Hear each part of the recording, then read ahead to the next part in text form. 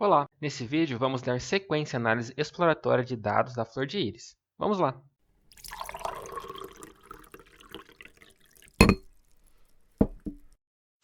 Vamos começar olhando para a estatística básica dos dados, utilizando o método describe dos dataframes. Lembrando que esses resultados são para o conjunto com as medidas das 3 espécies da flor de íris, beleza? Bom, nós podemos ver que, na média, o comprimento das sépalas e das pétalas é maior do que a largura, o que indica que os dois tipos de folhas modificadas são mais compridos do que largos. Então já temos aí uma característica da flor de íris. Também podemos observar que o desvio padrão das pétalas é maior do que o desvio padrão das sépalas. E comparando o desvio padrão dos comprimentos, vemos que as pétalas elas têm um desvio padrão bem maior do que as sépalas, e temos um comportamento muito similar quando a gente observa a largura. Isso indica que as pétalas, em geral, variam mais em tamanho do que as sépalas. E através dos valores mínimos, os percentis e os valores máximos, podemos confirmar essa informação. Se a gente calcular a amplitude dos dados, temos aqui 7,9 menos 4,4, que é 3,5 centímetros, 4,4 menos 2, que dá 2,2 centímetros, 6,9 menos 1, que dá ali 5,9, e 2,5 menos 0,1, que dá 2,4. Olhando para esses números, chama muita atenção o comprimento das pétalas, que é o valor que tem a maior amplitude dentre todas as características avaliadas, variando em 5,9 centímetros. Mas, ao invés de ficar só olhando para os números, nós podemos olhar também para o boxplot. O boxplot é um gráfico que traz para a gente todas essas medidas, mas de uma forma visual, o que pode ajudar bastante a tentar entender um pouco melhor qual é o comportamento desses dados. Para gerar o boxplot, temos o método boxplot dos dataframes. Então é só pedir para que o gráfico seja mostrado e pronto. Bem simples. Mas, particularmente, eu não gosto desse output. Eu acho ele um pouco feio. Então, eu vou remover esse grid, passando o parâmetro grid como false, e vou aumentar o tamanho da figura, passando o parâmetro figsize, que precisa de uma tupla com o tamanho da figura, que eu vou passar de 10 por 8. E também vou adicionar um título a esse gráfico, para ficar um pouquinho mais apresentável.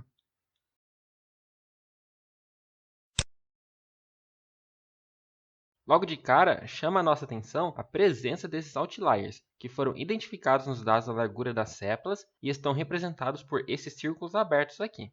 Esses pontos, eles não necessariamente são outliers. O boxplot, ele representa um conjunto de dados dentro do intervalo de 99% de confiança. Então, quando temos pontos marcados, como nesse caso, indica que esses pontos estão fora do esperado para essa amostra. Se nós tivéssemos acesso aos dados verdadeiros, teríamos de investigar o motivo desses outliers, para decidir se mantém ou não mantém esses dados no conjunto de dados. Nesse caso, eu não vou remover nenhum dado, até porque, por enquanto, estamos olhando para as 3 variedades juntas, e esses outliers podem estar aparecendo justamente por causa disso, pois tem as variedades diferentes no mesmo conjunto de dados. Mas em um caso real, seria necessário descobrir qual é o motivo desses outliers para então poder tratá-los adequadamente. Outra coisa que chama a atenção aqui é o tamanho do intervalo dos dados no comprimento das pétalas em relação aos demais. A gente já discutiu isso agora há pouco, mas visualmente fica bem mais evidente que o comprimento das pétalas é muito mais heterogêneo do que as demais medidas que temos. Bom, caso você queira salvar essa figura, basta utilizar o comando plt.savefig e dentro dos parênteses passar o nome do arquivo, que deve ser um nome qualquer, um ponto e uma extensão. O Matplotlib tem diversas extensões que você pode utilizar para salvar o seu arquivo, como PNG, TIFF, JPG, PDF, entre diversas outras. Eu vou usar PNG mesmo, tá? Eu vou chamar o arquivo de boxplot, _data, _iris, _flower, e eu vou sempre utilizar o underline entre as palavras, para evitar o uso de espaço em branco, que isso pode trazer problemas para a gente. E também podemos passar um segundo parâmetro opcional, para determinar a quantidade de DPIs que a figura vai ter. Eu vou usar 100 DPIs porque é suficiente para aquilo que nós estamos fazendo aqui. E repare que eu coloquei esse comando antes de plt.show, pois a última coisa que você deve fazer é mostrar o gráfico. Então, criar o canvas, adicionar legenda, gerar o gráfico, tudo tem que ser antes do plt.show. Mas a gente precisa baixar esse arquivo, pois estamos no Colab, e se você não baixar ele, pode acabar perdendo o gráfico. Para baixar é bem fácil, é só vir aqui, clicar em Download.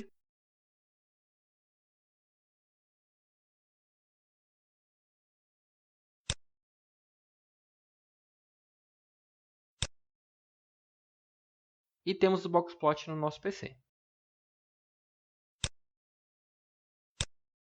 Agora vamos olhar para a distribuição dos dados, através dos histogramas. A ideia aqui é olhar com um pouco mais de clareza a forma como os dados estão distribuídos. Para isso, podemos utilizar o método HIST dos dataframes, que funciona de forma muito parecida ao método Boxplot. Então eu já vou remover o grid do gráfico e aumentar um pouco a figura para deixar ela quadrada de 10 por 10. E pronto, é só isso. Chama muita atenção que esses dados não parecem ter uma distribuição normal. Na verdade, a única distribuição que aparenta realmente ser normal é a largura das sépalas, que tem esse comportamento com formato de sino.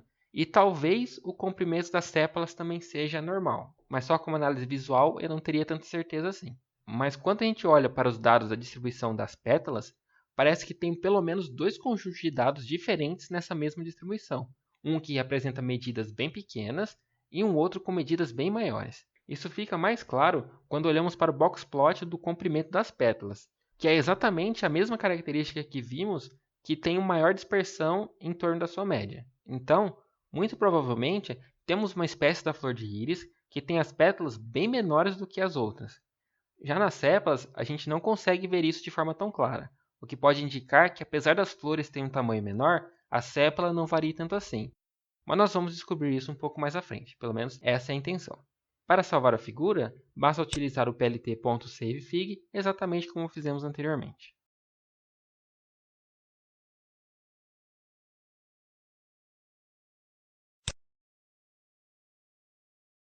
O problema desse histograma é que ele não tem a distribuição normal em cima dos dados, o que ajudaria bastante a interpretar os resultados. E também seria importante saber se os dados seguem ou não a distribuição normal. Eu estou focando um pouco aqui na distribuição normal, pois é esperado que o tamanho da flor de íris siga, pelo menos aproximadamente, a distribuição normal. E eu digo que é esperado, pois a gente espera que a flor cresça de forma padrão, variando um pouco devido à genética, às condições do solo, à intensidade de luz que cada flor recebe, além de outros fatores, mas ainda assim que fique uma faixa próxima à média. Então, para a gente verificar se os dados seguem a distribuição normal, nós vamos precisar gerar um histograma de uma outra forma, agora utilizando o método distplot da biblioteca Seaborn. Para fazer isso, precisamos primeiro criar o canvas, que eu vou deixar com o tamanho de 10 por 8. E em seguida, vamos adicionar o histograma com a distribuição normal. Então, eu vou utilizar o sns.distplot e dentro dos parênteses passamos alguns parâmetros. O primeiro é o conjunto de dados. Nesse caso, vamos fazer cada uma das características de forma separada. Então, eu vou passar uma coluna por vez, começando pelo comprimento das sépalas. Em seguida, temos de passar o parâmetro fit, que é onde vamos especificar qual modelo que vai ser ajustado aos dados reais. E nesse caso, é o modelo da distribuição normal. E esse modelo você o encontra na biblioteca stats.norm. Depois passamos o parâmetro KDE como false, pois ele é considerado true como padrão e não queremos a densidade gaussiana nos dados. E basta pedir para mostrar o gráfico. E temos o nosso histograma com a distribuição normal esperada para esse conjunto de dados do comprimento das sépalas. Repare que temos um aviso aqui de que a função distplot vai ser removida no futuro. Então, se você do futuro tiver um erro aqui, vai ter de alterar essa função, beleza? E pelo que eu vi aqui rapidinho, vai ser necessário trocar o distplot para displot ou histplot. Mas não é nada que precisamos nos preocupar nesse momento. E repare que, mesmo com a distribuição normal ajustada aqui no gráfico, ainda é meio difícil de ter certeza de que os dados são normais, ou se eles não são. Visualmente, os dados parecem que são normais sim, mas eu não sou muito fã de utilizar apenas o método visual para determinar se os dados seguem ou não uma distribuição. Eu prefiro utilizar um teste estatístico. Nós temos vários testes para verificar se uma distribuição de dados segue ou não a distribuição normal, como por exemplo o teste clássico de Kolmogorov-Smirnov, ou ainda o teste de Anderson-Darling. Eu vou deixar no card em algum lugar por aqui vídeos que mostram com um pouco mais de detalhes sobre como os testes são realizados e especialmente como aplicá-los utilizando o Python, beleza? Mas nesse caso, eu vou utilizar o teste Shapiro-Wilk, pois é o teste que eu estou mais acostumado a utilizar e que, em geral, me fornece bons resultados. Para aplicar esse teste é muito simples, pois temos ele implementado na biblioteca SciPy. Então temos stats.shapiro e dentro dos parênteses passamos o conjunto de dados que queremos avaliar, que nesse caso é o data, abre colchetes e dentro dos colchetes eu passo o cpauLength com uma string, que dessa forma nós vamos estar passando os dados da coluna cpauLength para a função Shapiro. E é só isso. Como resultado, o teste Shapiro-Wilk retorna para a gente uma tupla, onde o primeiro elemento é a estatística do teste e o segundo elemento é o valor de p. Eu vou atribuir os resultados desse método para a variável ShapiroStat, que vai conter o valor da estatística do teste, e para a variável ShapiroP, que vai conter o valor de p. Mas eu vou avaliar o teste apenas utilizando o valor de p, pois é mais simples dessa forma e eu estou sem os valores críticos do teste nesse momento, para a gente poder comparar. E só para ter certeza que eu peguei o valor certo, eu vou pedir para ele mostrar apenas o valor de P no output dessa célula. Agora precisamos comparar o valor de P com o nível de significância pré-estabelecido. E eu vou fazer isso utilizando a estrutura condicional if. Então, se o valor de P for maior do que o nível de significância, que eu vou adotar como 5%, que é um valor altamente recomendado, então o teste Shapiro-Wilk vai indicar que os dados são normais. Caso isso não seja verdade, os dados não são normais. Então, o comprimento das sépalas da flor de íris não segue a distribuição normal, muito embora você possa discordar disso quando olha para o histograma. Como eu disse, eu prefiro confiar mais no resultado do teste do que no método visual, então eu vou considerar o resultado do teste, ok? Mas apenas escrever dessa forma não é muito legal, né? Vamos deixar o resultado do teste de forma mais científica. Então, ao invés de dizer apenas que os dados são normais, eu vou escrever qual nível de confiança foi utilizado e dizer se aceitamos ou não a hipótese nula. Então, abro aspas, escrevo como, fecho as aspas e vou adicionar o nível de confiança, que é um número. E como eu quero concatenar uma string com um valor numérico, eu preciso transformar o valor numérico em uma string, o que é feito através da função str. E dentro dessa função, passamos o valor numérico. Eu quero que seja impresso o nível de confiança e não o nível de significância. Então, eu vou fazer 100 menos 100 vezes o valor de alfa, que é 0,05. Após o parênteses, eu coloco o símbolo de soma, abro aspas novamente e aí termino o texto. Então, com 95% de confiança, nós não temos evidências para rejeitar a hipótese de normalidade dos dados. Fecho as aspas, coloco um sinal de soma e vou para a próxima linha. E eu estou fazendo dessa forma apenas para tudo aparecer na tela. Você poderia seguir na mesma linha sem problema nenhum. Então, na linha seguinte, abro aspas novamente e completo com segundo teste Shapiro-Wilk. Mas eu também quero que o valor de P seja impresso na tela, e dá para fazer isso de forma bem simples. Ainda dentro das aspas, eu vou abrir parênteses, colocar que o p-valor é igual, aí vou para fora das aspas, coloco mais um sinal de soma, abro aspas novamente, abro colchetes dentro das aspas, coloco 2 pontos, depois um ponto e depois um número, que nesse caso eu vou usar 3. Esse formato ele vai formatar o valor de P com 3 casas decimais. E funciona assim. Esses 2 pontos indicam que era para ser impresso todos os valores da variável P que estiverem à esquerda da vírgula, que nesse caso é apenas um número, pois o valor de P varia entre 0 e 1. E o número 3, que é após o ponto, ele indica que é para imprimir apenas os 3 primeiros valores à direita da vírgula, ou seja, o número de casas decimais. Você poderia colocar quantas casas decimais quanto quisesse. Eu vou utilizar 3, pois para um valor de P é mais do que o suficiente. E após as aspas, eu adiciono o ponto format e dentro dos parênteses eu passo a variável que eu quero que seja impressa e formatada com as 3 casas decimais, que é o Shapiro-P. E por fim, eu vou fechar os parênteses para ficar bonitinho, tá? Rodo o código e nada muda, pois como o valor de P é menor do que 0,05, essa condição é falsa e então ele pula para o else. Eu vou copiar toda essa linha, eu vou colar aqui embaixo e vou apenas trocar o não temos evidências para temos evidências. Repare que quando eu colei a linha, a indentação ficou errada, então tem que corrigir ela aqui.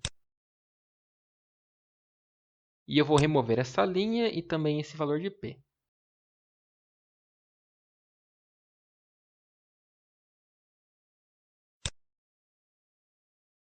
E agora sim, temos resultado impresso, bem formatado e com a conclusão do teste bem evidente.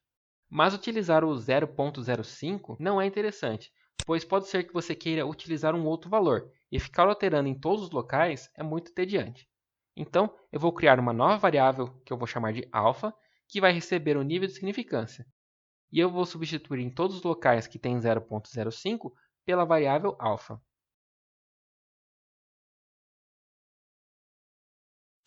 Mas eu não vou deixar o valor de alfa aqui. Eu vou recortar, eu vou vir aqui no topo do código e após as linhas de importação dos dados, eu vou adicionar uma nova célula que eu vou deixar apenas para as constantes que vamos utilizar ao longo desse estudo.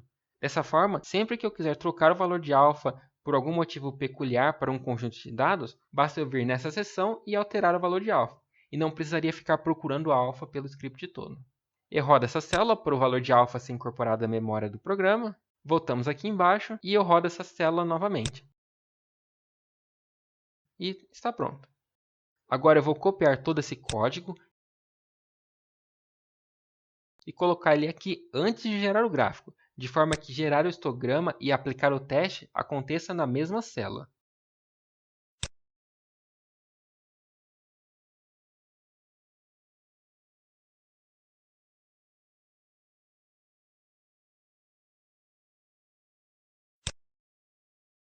Daí, como a gente pode ver, está tudo funcionando.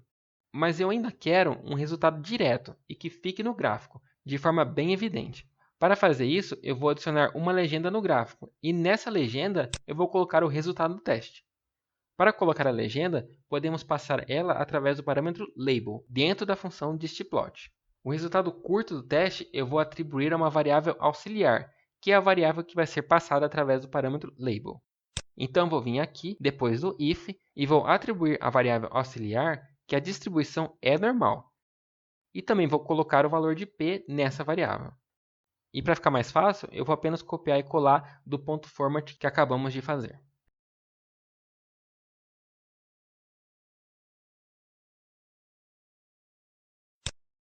Agora eu copio essa linha e vou colar ela depois do else.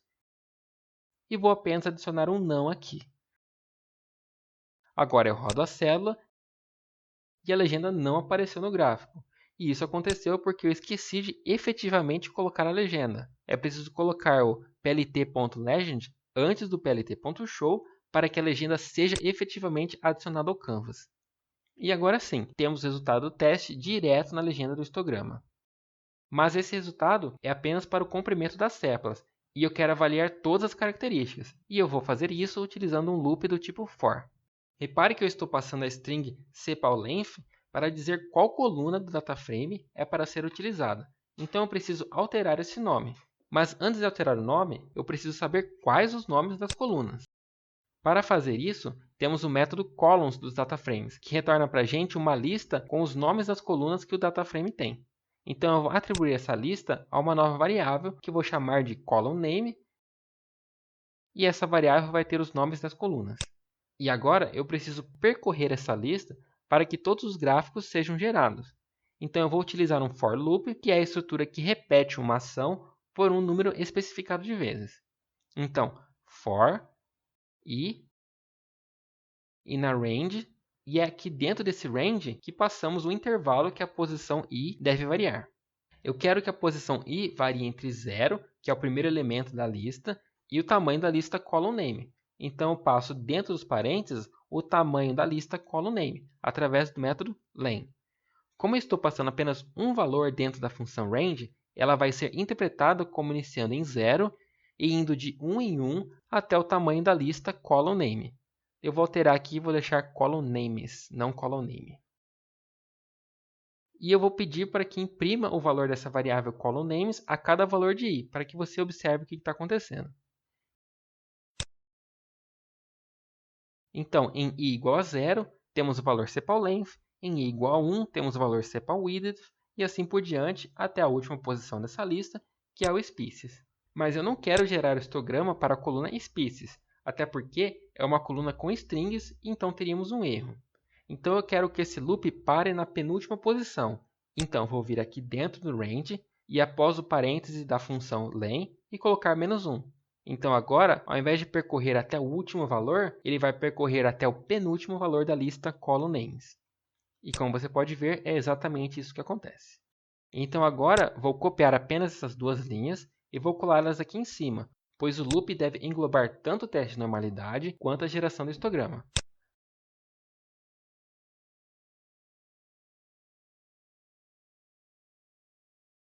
Agora seleciono todas essas linhas e pressiono Tab para ajustar a indentação. E dessa forma, todas essas linhas vão estar dentro do loop. E agora, basta alterar todos os locais onde está escrito sepal_length para columnNames, na posição i. Então basta rodar essa célula que os 4 gráficos serão criados.